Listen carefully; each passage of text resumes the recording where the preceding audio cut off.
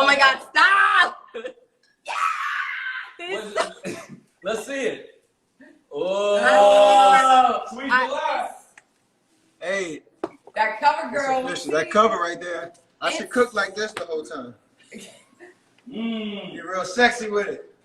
Oh, by the way, I have preheated this oven to 425 degrees for these here Brussels sprouts. Wait. Oh. You don't want crap.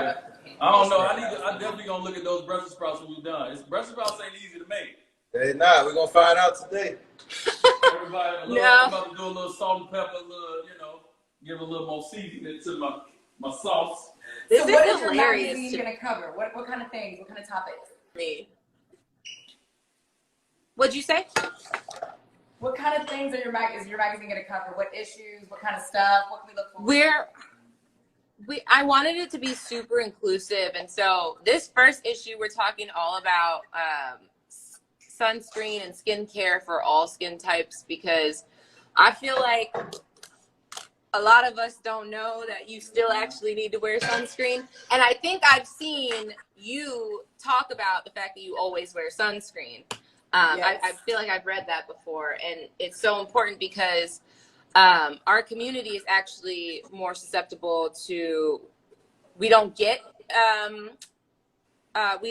skin cancer as often, but when Black people do, they're more likely to fall super, super ill from it. So people don't know that. And so we dive into that. My mom has a column in there where she talks about, just going through a transitional phase in her marriage and personal life, and just being 57 and fabulous. And so I was really excited to have that for her, because it's always been a dream of hers. And then just featuring local businesses, small businesses, all sorts of things. It's honestly a dream come true, and I'm still trying to wrap my head around it. It's dope. Like nobody I know that's younger has their own magazine and is all about. Give me the book. I need the book. Oh. See, this is how you end up with American shoes on top of Wait, can I just say that both your mamas fine? Last year at your birthday party, yes, your mom and Steph's mom are crazy. Top 5 hottest moms ever in life. It's so ridiculous. And I'll see like crazy comments on Instagram. So like, how do you feel that your mother-in-law and your mom look better than you? I'm like, I feel great, because that means I'm going to age very well. Thank you. Y'all fine. Y'all fine. Ayesha, I got a question. So I know, I think you started off kind of everything, you blog, right? Like early on, you had a blog. So you started off everything on blog. So we have a lot of people that's out here listening that, they're in this space where they want to do something, they want to create something, but they don't know how to do it. How was your process and why you started the blog, and how was your process of doing that to get to where you are now, where you have an empire? Empire. Can we talk about God. You guys are making me sweat. I feel so crazy. Yes, when we walk into International Smoke in San Francisco, we were like, this is my friend's restaurant, and give us some barbecue. You need that sauce, though. The barbecue sauce. You need that barbecue sauce. I know.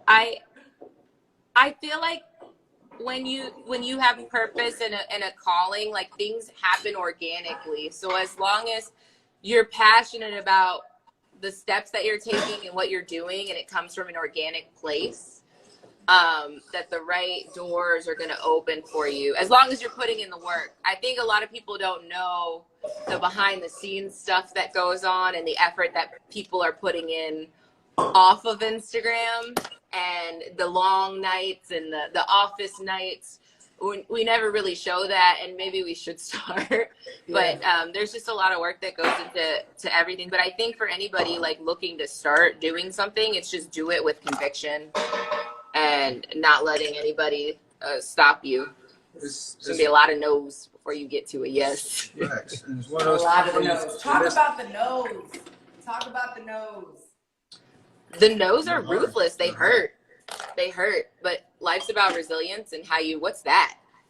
Oh, yeah. Yeah, you like these? What is that? These are sausages, baby. Also turkey sausage? So these right here are turkey sausages right here. All right, we keeping it healthy, y'all. We keeping it healthy. That's You see? awesome. You see me, Steph? That's Pour a amazing. little olive oil in the skillet. Now I'm about to throw this turkey sausage in there. Chad, that is just chatted or not hot dogs, bro. Don't do that. I'm gonna see how my Yes, they were hot dogs. They are not hot dogs, just I'm Chad. done. Says the guy that puts American cheese on sugary spaghetti. Are you We keeping wanna- track of the you steak? wanna Are see- you Yo, keeping track? Steph, This sizzle right here. what we got? So I just put the pan steaks on right here. There's fillets. I keep saying the wrong meat. It's, Don't worry about it. He said pan steak. If we get it. The Pan steak. pan fillet.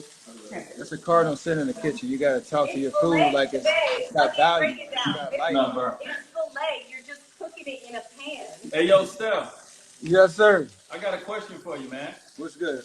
So listen, I feel like me and you are kind of similar in this respect right here, right? I feel like we're both two guys that probably, when it's all said and done, will not get the overall respect that we probably should get from this game, right? How do you deal with that? For all the kids and everyone's out there listening, how do you deal with that? One, while you're playing as one of the top players in the game, but maybe not getting respect that the real basketball players know you should get.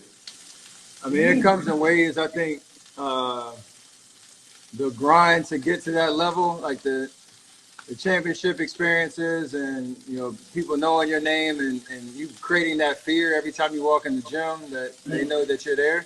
Like that journey's so dope because every night it's like I'm proving to myself first and foremost that the work that I put in is paying off, and like it starts to build your confidence. Then you start winning, and everybody loves you, right? Like there's that window where it's just you can do no wrong, and it's cool. Like, but it still doesn't change the drive that got us there. But then afterwards, what I'm finding out, like as soon as you have a little vulnerability or a little window for them to come in, they come full circle. So like. I wouldn't say it hurts. It's just more entertaining for me because, like I told somebody earlier, I'm so confident in like who I am, and that has come from the people around me, the circle that I got that's so tight that they're not gassing me, but they keep it real, and that has allowed me to kind of take all the criticism, whether I might have like a human like, oh man, bump them, or I'm about to go tweet something right quick. Whatever. I still have those reactions, but at the end of the day, like I know who I am, I know what I put into it, and at the end of the day, the hate is always louder than the love, and then we gotta change that. But we just deal with it. That's the biggest thing. You just gotta be confident in who you are. I know that comes with work. You gotta prove it to yourself first. So. Well, like we said, fear when you walk into the gym. That's my shit right there. Yeah. Hey, listen. So when did you see that shift of that fear, Steph? Because I remember, you first came in.